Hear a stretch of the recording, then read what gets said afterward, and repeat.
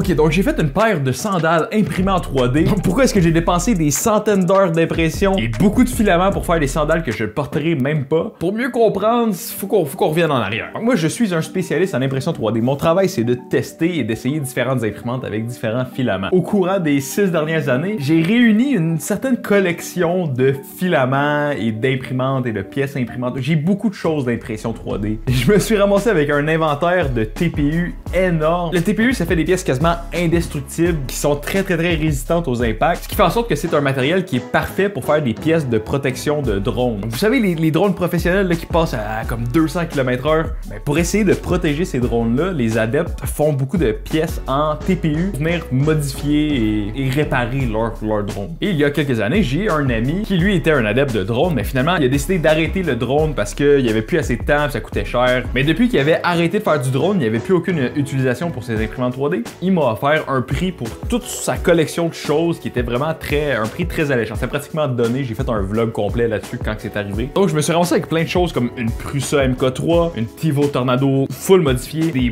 boîtes remplies de pièces de rechange et une tonne de filaments. Bien évidemment, vu que Yann, mon ami, utilisait l'impression 3D pour le drone, mais une grande partie de ce filament-là était du TPU. Donc sans vraiment faire exprès, je me suis ramassé avec une collection énorme de TPU que j'utilise jamais. Ceci étant dit, j'ai toujours voulu imprimer des chaussures en 3D. Donc utiliser du TPU pour faire des chaussures. Par contre, le problème, c'est que les chaussures, c'est quand même assez gros et j'ai pas ce genre de volume-là sur mes Prusa. Par contre, j'ai ce genre de volume-là sur des imprimantes comme les CR10 ici derrière moi. Elles ont déjà été en fonction, croyez-le ou non. Maintenant, c'est des pièces décoratives, c'est mes tables à café. Mais j'aurais pu, en théorie, faire mes sandales sur ces imprimantes-là. Le problème, c'est que le TPU, ça s'imprime vraiment bien avec des extrudeurs Direct Drive. Donc, un extrudeur Direct Drive, c'est un système où le système d'extrusion est juste au-dessus de la tête d'impression. Donc, on n'a pas un long tube où il faut pousser le filament à l'intérieur comme un système Bowden. Quand on travaille avec un filament qui est mou, un filament flexible comme du TPU, ça va être très pratique d'avoir un système d'extrusion Direct Drive qui va faire en sorte qu'on n'a pas un long chemin où on a besoin de pousser le filament. Donc, pour me faire une paire de sandales en TPU, j'avais besoin de beaucoup de TPU, ce que j'avais, mais d'une grosse imprimante avec un extrudeur Direct Drive, ce que je n'avais pas jusqu'à tout récemment. Quand je suis allé visiter mon ami Derek chez Cartouche Escompte qui est un magasin de revente d'imprimantes 3D à Québec avec qui que je fais affaire, en allant visiter mon ami Derek chez Cartouche Escompte, j'ai remarqué qu'il y avait une CR10 Smart Pro qui traînait sur le comptoir, et la CR10 Smart Pro, elle a un extrudeur Direct Drive, donc le nouvel extrudeur Sprite de Creality qui est Direct Drive, et c'est une imprimante de grand format, 300 par 300 par 400 mm. J'ai demandé à Derek, pourquoi est-ce que t'as une Creality Smart Pro qui traîne, qui fait rien? Puis c'est là qu'il m'a dit qu'elle avait un problème. Elle avait la tête d'impression était bouchée, puis il n'y avait pas le temps de la réparer. Donc j'ai réussi à négocier avec lui que si je la réparais, je pourrais peut-être l'amener chez nous pour l'essayer. Donc longue histoire courte, Derek il a accepté et j'ai ramené la CR10 Smart Pro chez nous. Donc maintenant j'ai une tonne de TPU, j'ai une imprimante de grand format avec un système Direct Drive. Donc pas besoin d'être un génie pour savoir que la troisième étape c'est d'avoir un modèle 3D pour imprimer ces gougounes là.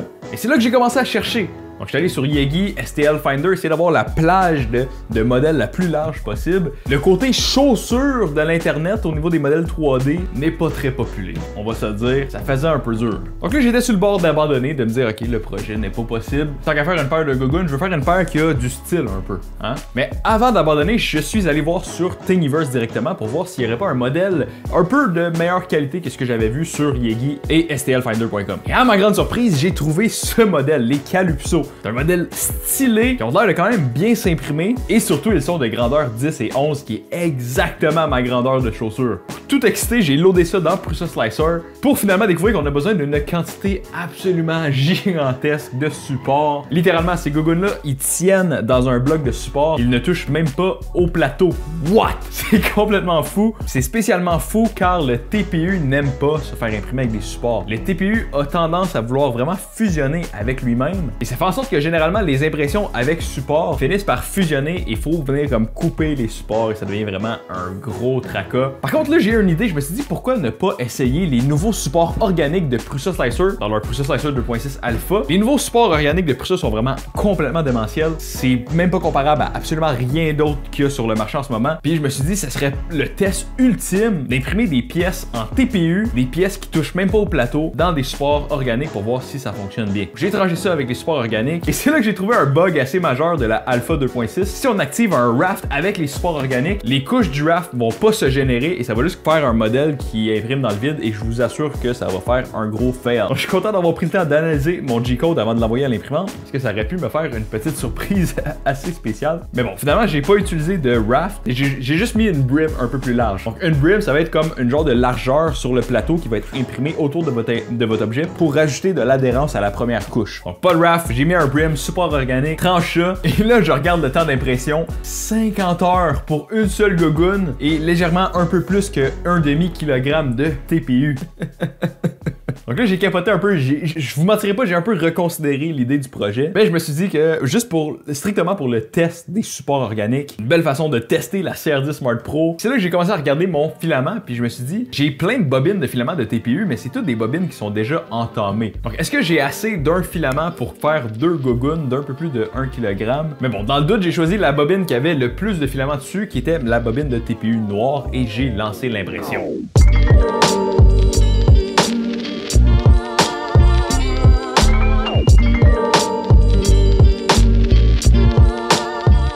Puis vraiment, c'était tellement satisfaisant de voir les débuts des géométries de la gogoune se former à l'intérieur du nid de support organique. J'ai jamais vu rien de comparable au niveau de l'impression FDM. Pour le vrai, je suis complètement sur le cul avec le potentiel immense de ces nouveaux supports organiques. Après les 16 premières heures, par contre, j'ai eu une petite panique. En observant la sandale sur le plateau, j'avais l'impression que la sandale était beaucoup trop grosse pour mes pieds. Et là, dans le doute, technique très scientifique, j'ai sorti le pied à coulisse pour mesurer la largeur de mon pied par rapport à la largeur de la sandale et finalement ma peur n'était pas fondée car mon pied était parfait pour la gogoune, tel le conte de Cendrillon. Et avant de continuer dans cette merveilleuse histoire, si t'aimes ce genre de recap là de mes projets et d'impression 3D, laisse un like, laisse un follow pour ne pas manquer aucune de mes prochaines vidéos. Bon ok, on retourne à l'histoire. 50 heures plus tard et on avait une belle grosse sandale parfaitement imprimée. Puis là je dois vous avouer que le revêtement flexible du plateau m'a sauvé la vie car le TPU a tendance à vraiment bien coller aux premières couches. Et quand est venu le temps d'arracher les supports, j'ai été tellement agréablement surpris parce que les supports se sont pratiquement enlevés d'un seul coup en laissant une quantité de marque minime vraiment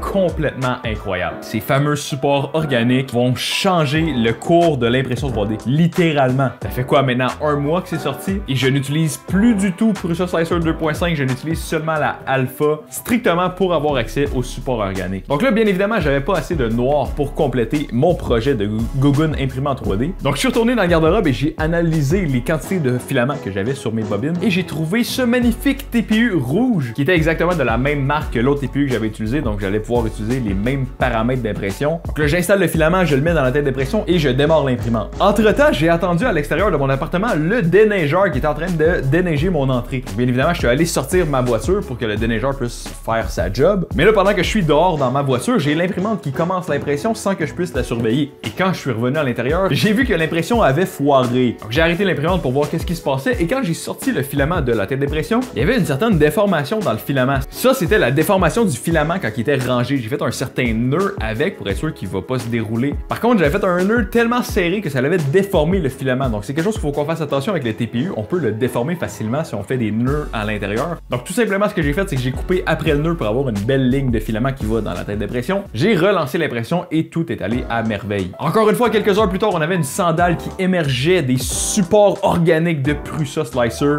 Je sais que je me répète, mais c'est honnêtement une des choses les plus cool que j'ai jamais vues en impression 3D. Mais bon, encore une fois, 50 heures plus tard, j'avais une belle grosse gogoune imprimée en 3D. Pour ce qui est de la désupporisation, cette fois, par contre, ça n'a pas été aussi facile qu'avec le noir. Donc les supports étaient fusionnés de façon un peu plus intense avec la pièce et ça a requis l'usage de pinces pour réussir à enlever tous ces beaux supports. Mais bon, pour ce qui est de la qualité d'impression, encore une fois, les supports, ils ont fait un job formidable et surtout, ils ont laissé ce qui est, selon moi, une quantité de marque vraiment minimale sur la gogoune en tant que telle. Puis là, bien sûr, une des grandes raisons pour ça, c'est la qualité des Organic Support, la qualité du matériel, tout ça, mais surtout la qualité de la CR10 Smart Pro, qui est devenue honnêtement une de mes imprimantes favoris de tous les temps. Donc maintenant, pour revenir à nos moutons, ou nos sandales plus précisément, est-ce qu'elles sont confortables? C'est l'heure du grand test, des enfilés, de marcher avec. Le grand-maman.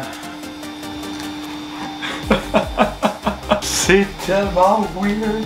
C'est pas aussi inconfortable que je le croyais, mais c'est toujours pas aussi confortable pour juste les porter et pas s'en faire avec. Je veux dire, c'est facile, ça glisse, ça donne pas énormément de support, mais surtout, c'est un demi-kilo dans chaque pied qu'on se rajoute, donc c'est vraiment très lourd. Par contre, c'est unique, hein? C'est stylé, c'est un design qui va faire tourner les têtes, bien évidemment, mais c'est pas exactement le genre de look que je recherche, moi, personnellement. Mais je connais quelqu'un à qui ce look ferait parfaitement, et comme par hasard, il porte du 10.5 de chaussures.